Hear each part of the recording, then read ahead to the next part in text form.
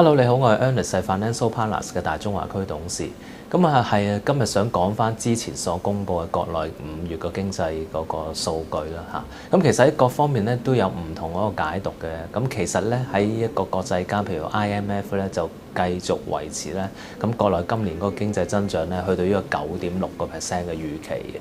咁當然啦，亦都有睇報紙，大家都應該知道瑞信啦，就將嗰個嘅經濟增長就調整咗，由之前嗰個8.8%咧，就調整到呢個8.7%，同埋佢哋都加咗句嘅，就係話將國內嗰個銀行嗰個投資評級咧，就由之前嗰個嘅增持調整為呢一個嘅減持添啊。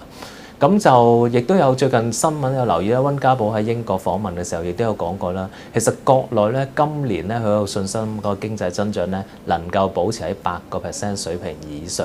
咁當然啦，佢亦都加咗一句，亦都話就係話其實喺呢個8% 樓上咧，同埋呢個通脹喺5% 度嘅咧，其實已經比全球好多地方好好多嚇。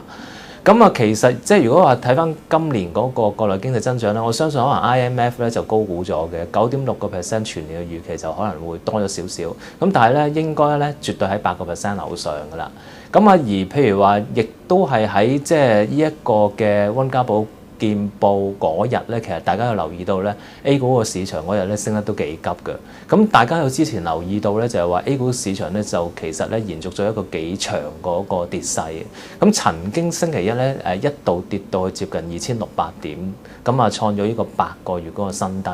咁其實其中一個原因咧就係講嚟講去就係話嗰個咧資金比較上緊張，拆借嘅利息比較高喎。咁所以咧令到銀行亦都係面對住一個幾大嘅風險，亦都係即係陶東成日有講過，即係銀行點解？譬如話佢係睇得比較上之前冇咁好。咁其實俾啲數據大家就話，最近呢2個月嗰個回購利率升到突破咗7%，而家夜嗰個利率咧亦都接近7%。咁所以如果喺咁高嗰個利率嗰個水平之下咧，其實好多人都擔心緊國內嘅經濟咧會唔會受到衝擊嘅。咁當然啦，其實就